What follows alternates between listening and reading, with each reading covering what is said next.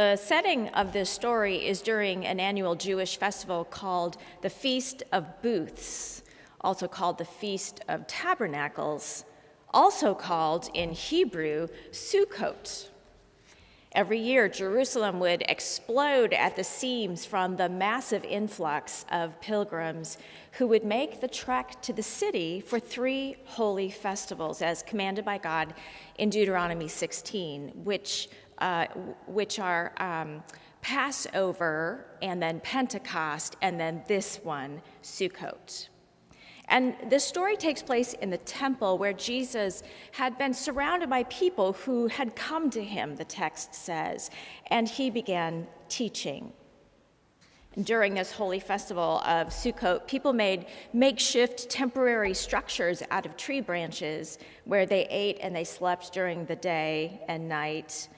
And the little booths or dwellings with the openings in the roof so they could see the stars as they rested were used so that the people would remember God's faithfulness to them as they had wandered through the wilderness, when they were without a home, and when they truly did live under the stars.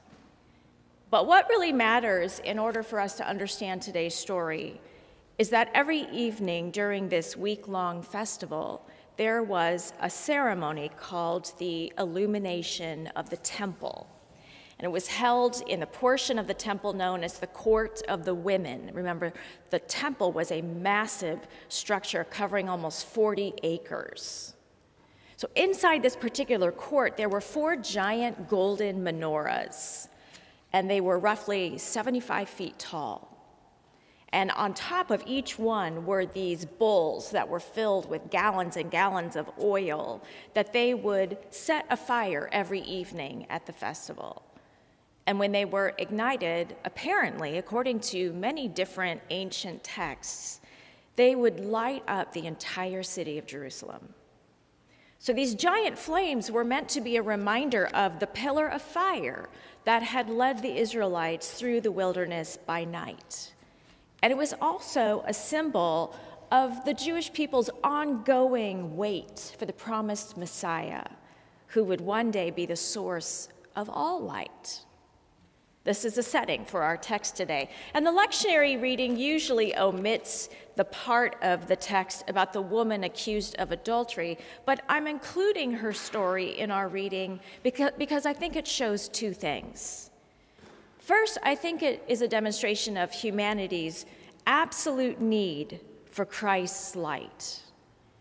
And second, I think that it shows that we all have hope. It speaks to this hope that since Jesus did not condemn this woman, who by Old Testament law was supposed to be stoned to death, but rather loved her and sent her on her way with the instruction to sin no more and the invitation to begin again, then maybe Jesus will give that same mercy and invitation to us when we mess up too. So I include that story, even though, on a side note, that story of the woman who was accused of committing adultery was actually not part of the original Gospel of John. It was added in later. Just a little tidbit of information for you. So the story about the woman actually has very little to do with the woman. She may very well be guilty of what they have accused her of, but in this story, she is only a prop. This story is not about her, it's about Jesus, and whether the religious leaders can finally trick him into making a mistake so they can have him eliminated. Because Jesus is a huge cockleburr in their saddle blanket. So while the woman appears to be on trial, she's just the bait that the religious leaders hope Jesus will take. Yet Jesus masterfully handles this innocent question. Lord, what should we do? Well, not Lord, but Jesus, what should we do with this woman? Because this is what Moses tells us we're supposed to do. Apparently, they'd forgotten that the man involved should also have been standing there being condemned. But Jesus redirected that question by focusing on their own sins. And one by one, the people gathered had to walk away because Jesus had called them out, and they knew it, and not a single one had the right to throw a stone. So it was in the context of this festival and this ceremony of illumination with the giant menorah lights that Jesus declared, "I am the light of the world. Whoever follows me will never walk in darkness, but will have the light of life."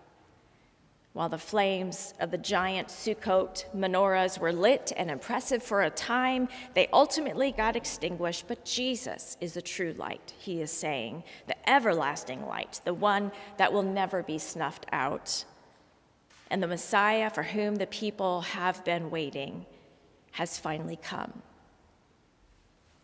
Have you ever walked through the makeup section at a department store and seen those really powerful mirrors with the ring lights around them sitting on the countertops? They're where you are supposed to look in order to see if you like the makeup that you have put on. Is it the right color? Is it the right texture? Blah, blah, blah. Well, those mirrors apparently have superpowers, because I kid you not, they are able to shrink a person's self-esteem down to the size of that mustard seed Jesus spoke of with only one look. Because when you look into those mirrors, which have evil clarity, you suddenly are able to see what other kinder mirrors haven't been willing to show you, which is not only your wrinkles, but your wrinkles within your wrinkles within your wrinkles, each and every blessed one of them, which of course makes you buy more makeup, right? To hide said wrinkles within wrinkles within wrinkles, which is sheer marketing genius, friends.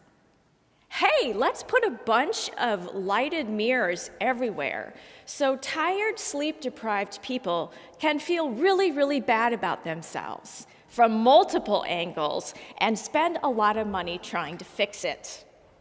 Genius. Evil. It's a tough call on that one. The point of all of this is we don't always want the light, because the light inevitably reveals our imperfections. But Jesus came to show us a better way, and that has to begin with recognizing the blemishes in our hearts. And seeing them is not pretty, and our gut response might be to try to hide from the light, but there isn't enough foundation makeup in the world to hide our ways from God's eyes. And we need to see the full unpleasant truth of the matter, because until we see our brokenness, we will not seek healing from the only one who can provide it.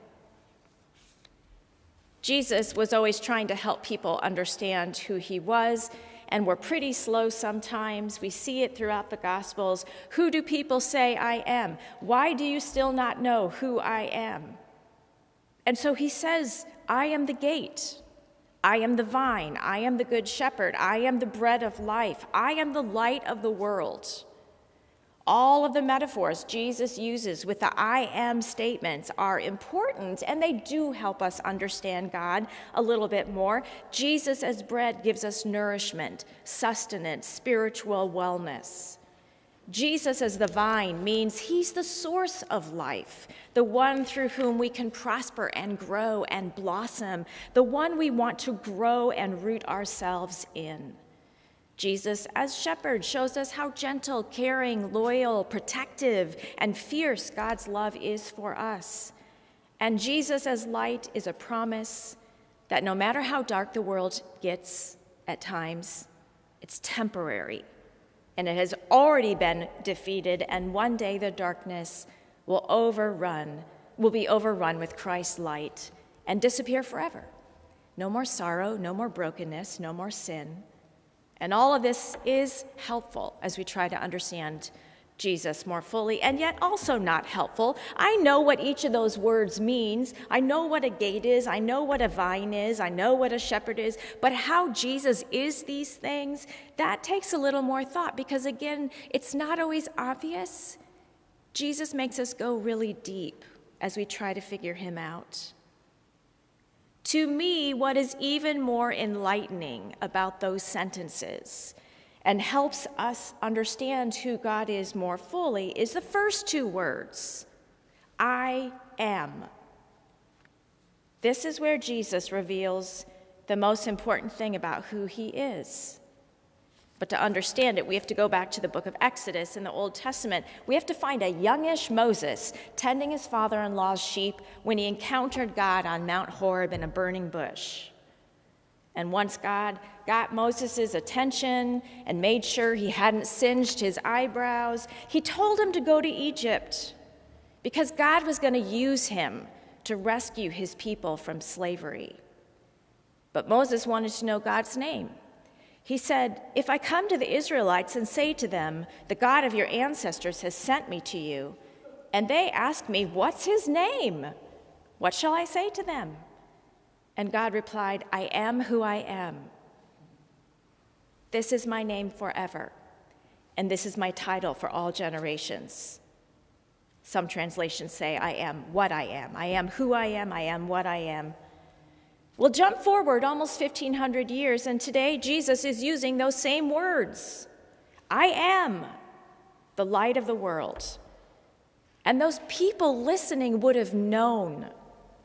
In the back of their heads, there would have been this little bell dinging, and they would have remembered Moses' conversation with God and known that either one, this man Jesus is clearly delusional and thinks he's the Son of God and needs help, or two, the man standing in front of them at that exact moment was the Messiah, the actual Messiah. With those two little words, I am.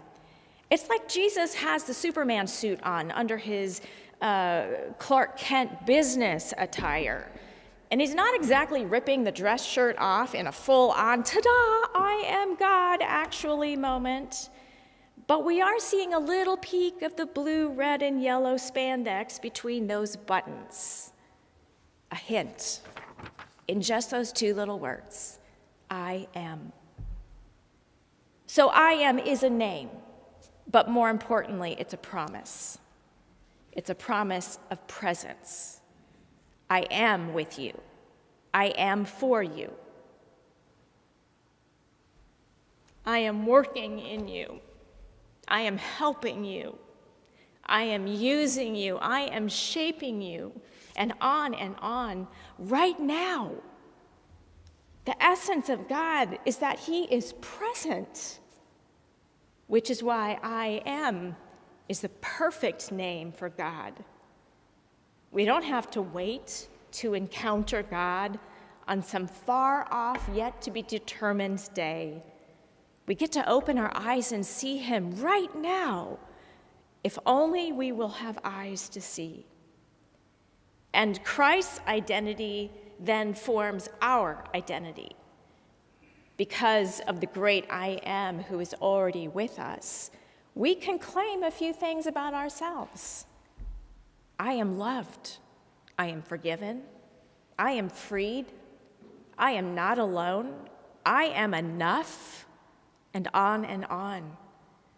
God's existence defines our own. We give thanks to the present ongoing work of a right now redeeming God gives us this identity and purpose.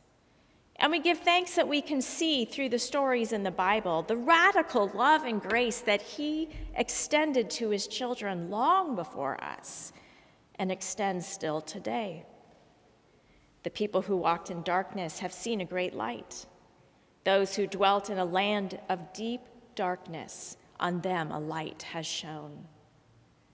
May we trust that this love and grace showers upon us as well and walk away from our mistakes determined to begin again and sin no more. As we go out from here and struggle to find our way, may we look to the true light, the light of Christ, for our value and our identity, our purpose, our very name. Thanks be to God, the great I am. Amen.